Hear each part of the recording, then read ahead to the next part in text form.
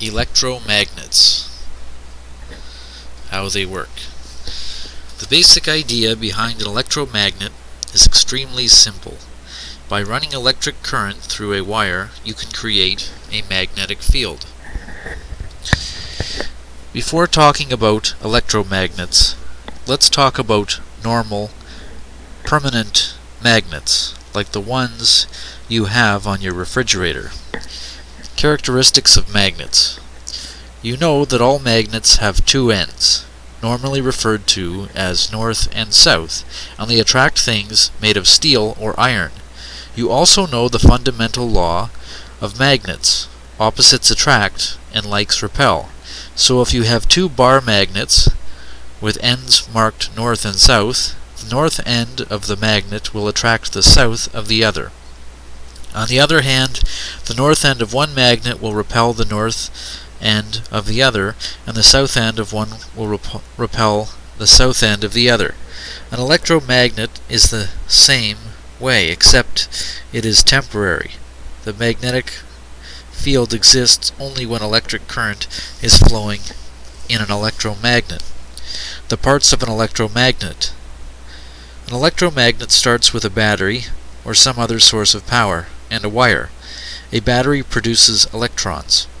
If you look at a battery, say a normal D-cell battery, from a flashlight, you can see that there are two ends, marked plus and minus.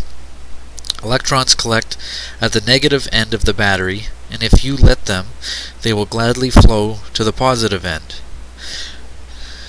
The way you let them flow is with a wire. If you attach a wire directly between the positive and negative terminals of a D-cell battery, three things will happen. Electrons will flow from the negative side of the battery to the positive side as fast as they can. The battery will drain fairly quickly in a matter of several minutes. For that reason, it is generally not a good idea to connect the two terminals of a battery to one another directly. A small magnetic field is generated in the wire. This small magnetic field is the basis of an electromagnet.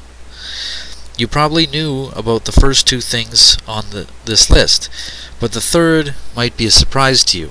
If you wrap a wire around a nail 10 times, connect the wire to a battery, and bring one end of the nail near a compass, you will find that it has a large effect on the compass.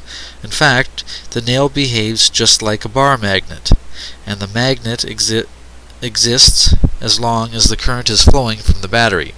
You have created an electromagnet that is able to pick up small steel things like paper clips, staples, and thumbtacks. You can change the poles of the magnet by reversing the current, that is, by reversing the battery in the circuit.